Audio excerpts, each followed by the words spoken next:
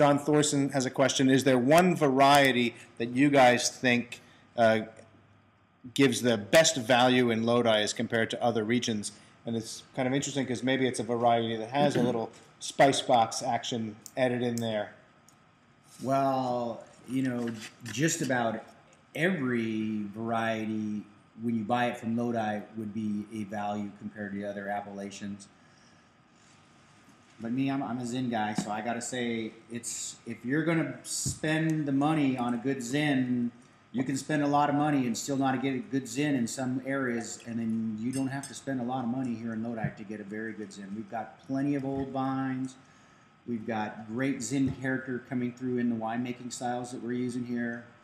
I would have to say would be my favorite. Driving around yesterday, the day before, you guys have some absolutely gorgeous old vine Zinfandel vineyards. I took some pictures, and it's amazing the size of some of these vines.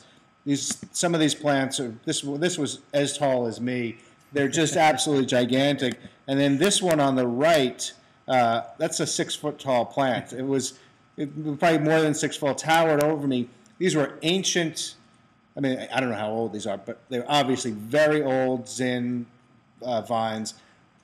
We have absolutely thriving though. We have, you know, hundreds, if not thousands, of acres. Turn of the last century, early 1900s, 1920s. You know, one of the vineyards we're in this morning was, 1870s, I believe. And they're all in these really sandy soils, so phylloxera doesn't do well, and they've been able to survive on their own roots for, 100+ years. So we're going to pass around a Zin. We have the Clinker Brick Old Vine Zin. Just to quickly go back, the Uvaggio Vermentino suggested retail price was $14.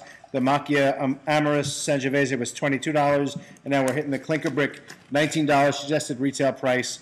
Lodi appellated American Oak. I'm just reading this down. Old Vine Zinfandel. I think the Clinker Brick Zin is kind of the quintessential Lodi Zinfandel. It's one of the Zins that's that's more widely available out there.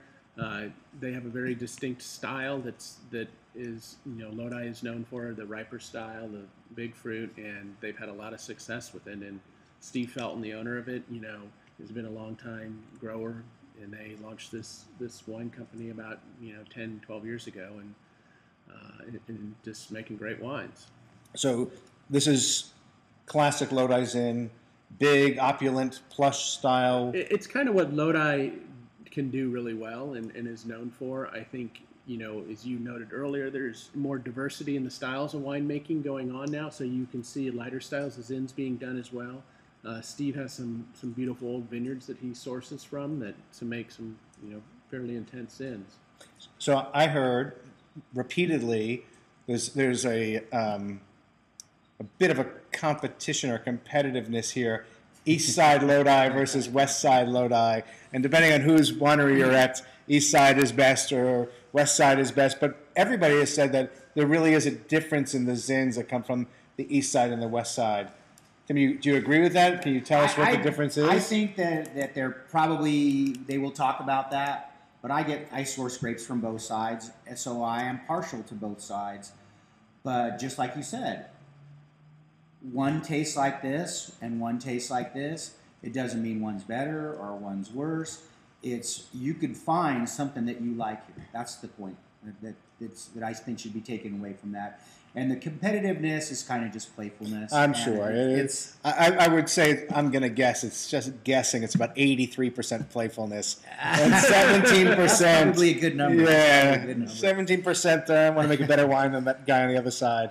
But that's a good thing, too. So if your neighbor gives you kind of a little challenge or a little ribbing and he won some good awards or got some good scores, hey, that makes me want to beat him next year at the same game so I can rib him a little harder. So guess what? This good-hearted ribbing is actually lifting an entire appellation. I think it touches on one of the things that really sets Lodi apart is it's got a great sense of community and support, and we all work together to help each other, whether it's borrowing equipment or tasting the wines and providing honest feedback, and you don't see that in other areas as much as you see here. It's just in all aspects of it, from the grape growing to the winemaking. It's very much a community effort. I think that